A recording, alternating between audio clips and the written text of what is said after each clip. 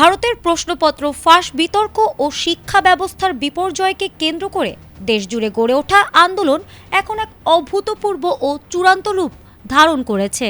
মোদী সরকারের একের পর এক আশ্বাসকে মরীচিকা আখ্যা দিয়ে দিল্লির যন্তর মন্তর সহ গোটা দেশ এখন আন্দোলনকারীদের এক দফা এক দাবিতে প্রকম্পিত। সরকারের সর্বোচ্চ মহলের নানামুখী পদক্ষেপের পরও রাজপথ ছাড়েননি শিক্ষার্থীরা, বরং তাদের এই যৌক্তিক বিদ্রোহে যুক্ত হয়েছে নতুন নতুন রাজনৈতিক ও সামাজিক সমীকরণ।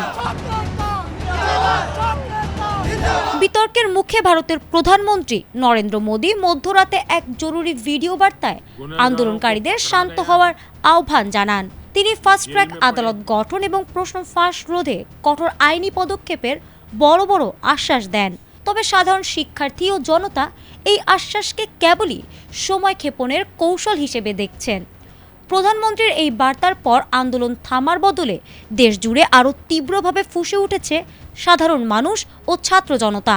শিক্ষার্থীদের সাফ কথা, আশ্বাস অনেক হয়েছে, এবার চাই দৃশ্যমান বিচার ও শিক্ষা ব্যবস্থার আমূল পরিবর্তন।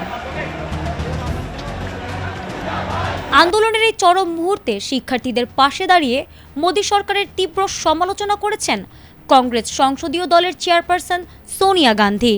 ইংরেজি দৈনিক দ্য হিন্দুতে প্রকাশিত এক নিবন্ধে তিনি অভিযোগ করেন, সরকার তরুণদের ভবিষ্যতের উত্তরসূরি হিসেবে দেখার বদলে দেশের শত্রু হিসেবে বিবেচনা করছে।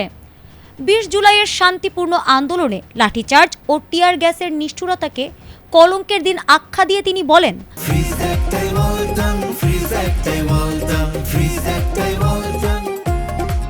আলোচনার পরিবর্তে বল প্রয়োগই এই সরকারের একমাত্র চরিত্র।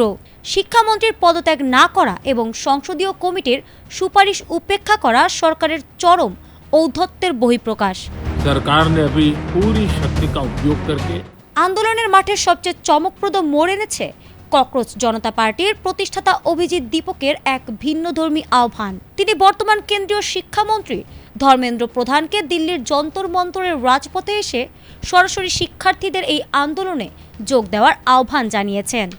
তিনি মনে করিয়ে দেন, 1997 সালে উড়িষ্যায় যখন প্রশ্নপত্র ফাঁস হয়েছিল, তখন ধর্মেন্দ্র প্রধান নিজেই একজন তরুণ ছাত্রনেতা হিসেবে 1,500 শিক্ষার্থী নিয়ে রাজপথে তীব্র প্রতিবাদ করেছিল।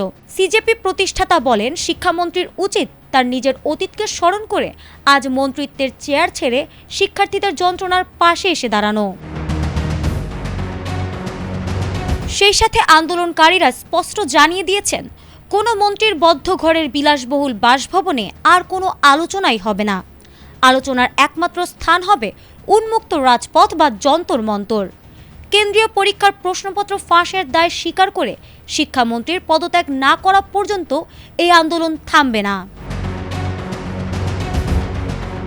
ইতিমধ্যেই তীব্র চাপের মুখে মোদী সরকার উচ্চশিক্ষা বিভাগের সচিব বিনীত যোশীকে সরিয়ে নরেশ গাঙ্গুয়ারকে নতুন সচিব হিসেবে নিয়োগ দিতে বাধ্য হয়েছে। অন্যদিকে লাদাখের সমাজকর্মী সোনাম ওয়াংচুক দীর্ঘ 26 দিন অনশন করার পর কেন্দ্রীয় মন্ত্রীদের আশ্বাসে অনশন ভাঙলেও ককরোচ জনতা পার্টি ও সাধারণ শিক্ষার্থীরা তাদের এক দফা এক দাবি আদায় না হওয়া পর্যন্ত আন্দোলন চালিয়ে যাওয়ার সিদ্ধান্তে অনড় রয়েছে। দিল্লি ছাড়িয়ে এই ক্ষোভের আগুন এখন মুম্বাই, জয়পুর ও বেঙ্গালুরুতেও ছড়িয়ে পড়েছে। ফারহানা হক, ATN বাংলা।